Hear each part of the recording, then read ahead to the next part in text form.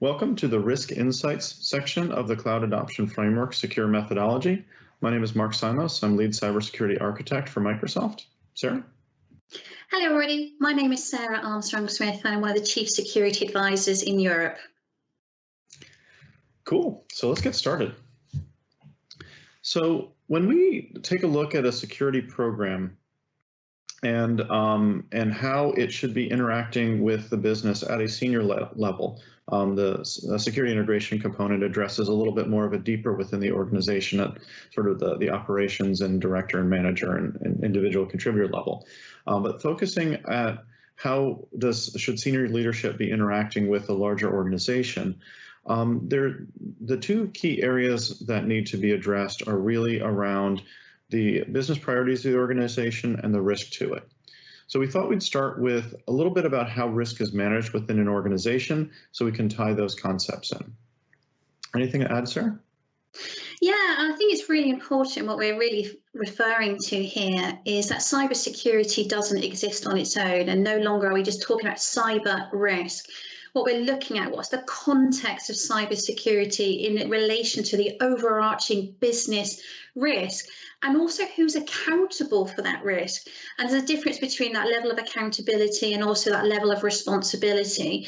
And I think it's fair to say when we're talking about IT and cybersecurity risk, the level of responsibility in terms of identifying, managing that risk probably relies in the IT department, but actually the accountability for that risk really resides with the business and ultimately at that board. And it's really that interplay between the business risk, the IT and cybersecurity, which is where we're really trying to get to with this risk insights and what we're trying to achieve here. Yeah, I completely agree. As we see organizations kind of grow, that's one of the top things I see, where the technology teams, whether it's the CIO or the CISO, depending on how they report, they're held accountable for the risk. But they aren't also, it's that old sort of Spider-Man quote of with great power comes great responsibility. It's the decision makers that actually make the decisions about, do we do this, do we follow this advice or not? They're the ones that should own the risk. So that's all happening in one person's mind, as opposed to, well, I can do whatever I want and they'll get blamed if something goes wrong. That doesn't lead to healthy decisions. So that's where we really want to, kind of help organizations get to a healthier place. So when you look at an organization all up, boards pretty much oversee the entire management team and both, how are they doing on staying aligned to the markets and creating value and managing risk. And then the management team, CEO on down in a traditional organization, tends to be focused on, they focus on managing the business day to day, from a finance and operations, et cetera, perspective. And then, of course, all of the risk and all of the opportunities roll up to them. And they manage a portfolio of risk, everything from natural disasters and are we relevant in the market, IT risks and related, and a whole bunch more depending on industry and organization. And the thing that we're seeing that's happening is sort of two changes happening at once, and they're creating a tension on IT. The first is that the market relevancy, try to stay relevant to the market because of the digital transformation, the business having to shift based on consumer preferences and employee preferences and all these things, they're having to go to the cloud and go mobile and help do this digital transformation to enable the organization to meet all those needs in this digital world. But at the same time, IT is being pulled at on the cybersecurity side, and there's a recognition that cybersecurity risk doesn't look and smell and feel and behave like IT risk. It's not the same thing. The data center going down or a hurricane hitting or something like that. That kind of risk is different than a deliberate human criminal or nation state actor that's trying to take your business down or extort money from you or sell your trade secrets to a competitor. It's a very different risk profile. Sarah, anything to add there? Yeah, and I would just sort of say, really, if we reflect on just what's been going on over the last 12, 18 months with the global pandemic, it's really brought this to the forefront with regards to how cybersecurity is actually an enabler and how critical it is to the end-to-end business. And I think with regards to many changes in business models and those type of things, often cybersecurity is playing catch up. And really where we're trying to get to is how do we enable security by design and by default, which really reflects on not just the risks that are ongoing within the company, but also within the sector, the wider market. And we're working in conjunction with the business to understand that evolving threat and how we can make cybersecurity really at top of board priority and top of board conversation as well. Yeah, and it's not just making it a priority, because it's then what do you do next? How do you actually manage it? What is the language? And that's really where this Risk Insights section of the Cloud Adoption Framework is meant to give a framework for that conversation. And those two things that we mentioned early on are really kind of the North Stars from a risk alignment perspective. What are the business priorities? What are those business critical initiatives? We have to do this or we're not relevant in the market, or we're not going to meet compliance requirements. We're not going to be able to enter this new market before it's too late. What are those critical initiatives? But also, what are the existing assets, the applications and data that, if we lost control of this, or if we couldn't use this, what's going to impact the business the most? And we're seeing this in new ways with the ransomware and extortion attacks that are essentially selling access back to the legitimate organization instead of trying to just sell their applications and data to someone else. And so really kind of having an understanding of it and having a rich discussion, because this isn't a list that's sitting on the CEO's desk they just forgot to send to the chief security officer, right? This is something that has to be figured out, because they've never really been asked and had to answer that question before in most cases. Some compliant organizations have, highly regulated organizations have a good sense of this, but it may not be complete. And so it's really important to have that conversation about what is it that would hurt us the most, based on what we know from the threat environment from a security perspective and what we know from the business environment from that perspective. And then, of course, the risk management framework. You don't want to be managing this risk like it's a special snowflake off to the side and has nothing to do with, and it uses its own prioritization and its own language and its own way of talking about impact. The organization probably, not all, some organizations aren't quite as mature in this area, probably has a risk register and has a way of prioritizing and describing the impact. And maybe that needs to be tweaked or tuned because cybersecurity introduces some new elements. But you don't want to have two completely separate ways of managing risk, because when you're asking those business decision makers, can you make this decision? You want them to one, be familiar with it, but two, they want to be able to weigh these different risks using, similar language and prioritization. Any thoughts there, sir? Yeah, if I can just touch on both of those points, really. So we're thinking about business priority and just the extent of where cybersecurity touches into everything. And obviously, we're talking about IT security, but we also need to think about the operational networks and IoT as well. And we're thinking about what is the attackers after. So I think cybersecurity used to be about securing infrastructure, but we've really got to think about the value of the data. And really, what are we trying to protect and why? So we need to think holistically with regards to how people are utilising that data, utilising those services, but also what's the impact to them if any of those services were compromised, were not available. And this is really why we need to understand what's the business priority, how are they utilising these services, and what's the impact if those services weren't available. And then when we're trying to understand that risk management framework, we're trying to articulate the risk, we're trying to understand the priorities. Again, when we're explaining the intrinsic risk, and some of that, when we're talking about cybersecurity, can be quite complicated. And we like to use a lot of acronyms, I think, as well. And that can be confusing to people, particularly if cybersecurity and technology is not their area of expertise. So in order for us to articulate that risk and be able to maybe get funding or some level of prioritization and really bring this to a board level discussion, it's about communicating this in a language that they can understand. And this is where that two-way relationship is so important. It's understanding from the business to the technology, but also the technology back to the business as well. And it's really being able to articulate what's the impact and how are these threats continue to evolve. So actually, the impact that we're talking about today might not necessarily be what's on the horizon. So we need to have this ongoing iterative process that continues to analyze the threats, those risks, and that changing priority that may be required as well.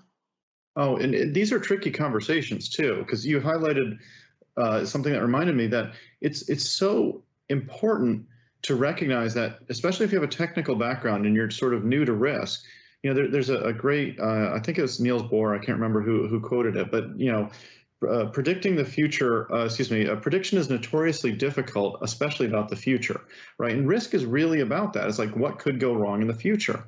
And when you're talking about a technical, absolute sort of background where you're familiar with, if you do this, then this absolutely will happen, it's really difficult to kind of go from that very objective, measurable, predictable state to, there's a 20% chance, a 60% chance, an 80% chance of this, and the impact could be as bad as this, but it's probably going to be more like this.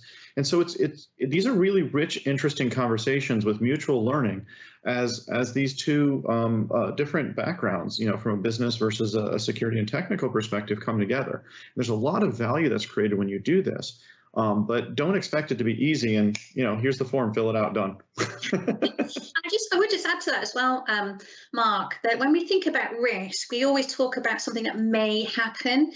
But actually, when we're talking about cybersecurity, we've almost changed tack to say it will happen.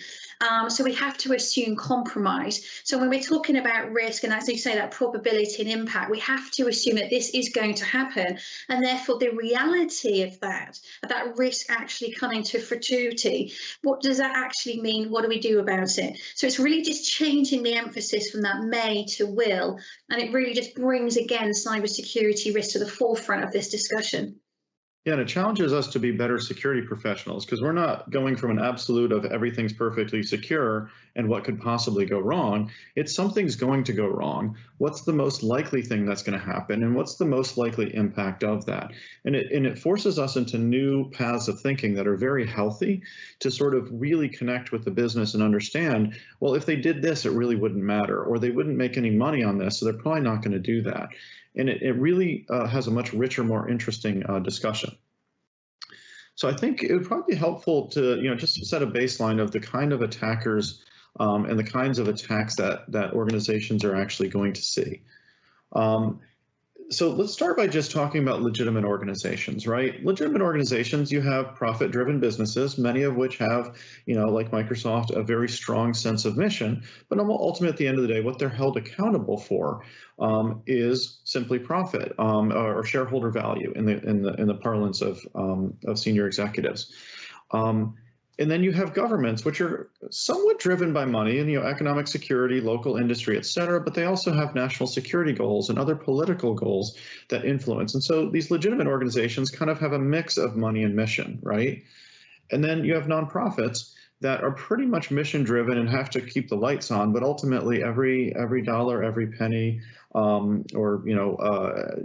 pick your local currency, is focused on their mission, really. And there's a little bit of trying to get stuff in to keep the lights on, but it's really mission driven. And so that's how the legitimate world works. And there is pretty much a dark mirror of all of these things for the attackers. You have criminal enterprises, which are purely profit driven gangs in many cases, or individuals. You have governments, sometimes the same exact governments that are actually starting the attacks, that are also defending, that have that kind of mix of the profit and the mission kind of elements. And then the hacktivists, which are much more about, we're trying to have a cause, right? And this tends to come and go. Like there's surges, there's industry-specific activity, and these ultimately are seen as criminals by a lot of governments. So they tend to be kind of shut down on a fairly quickly basis. But we do see surges in them every few years. But it's very important to recognize that you're not facing one single nameless, faceless attacker, right? That you're going to be facing a variety of different motivations. And so you have to sort of think about this and recognize what you might be targeted by, what are likely to target your organization. Now, the one common thread here is that we're seeing a lot of ransomware, which fits in that top category. It's called ransomware, but it's really extortion, because sometimes it's ransomware, sometimes it's threatening to release. It's all under the umbrella of extortion. And so we're seeing a lot of that activity lately, and that tends to be what's driving it. And there's actually a lot of profit in there that's bringing so much profit into those criminals that they're probably rivaling the budgets of some of the governments at this point in time because of the millions that are flowing into there. So there are research and development budgets for these attacks are going to continue to transform our threat environment for a while. So that's something to definitely keep in mind there. But this should kind of help you think through a little bit better the kind of threats that you might face, the kind of risks, so you can have a little bit more of a productive conversation. Any final thoughts there? Yeah, I think really, Mark, you touched the nail on the head there, because what we're really talking about is the will and motivation of different attackers. And I think there's a misconception that attackers are after some kind of monetary gain. But as we've seen in recent months with nation state attacks and those type of things, you really have those opportunistic people and attackers versus these big criminal enterprises who are willing to take the time and effort. But if we assume we have different attackers with different motivations, and therefore what is the value of that data, that information to them, and how would you change the emphasis of how you manage and prioritize that risk dependent on the data and information that we're talking about, and how that information data could be utilized in different hands. So if we're talking about extortion or espionage or activists, for example, does that change the principles of what we're talking about? Does it change the risk? Does it change the methodology, the process that we're trying to think about?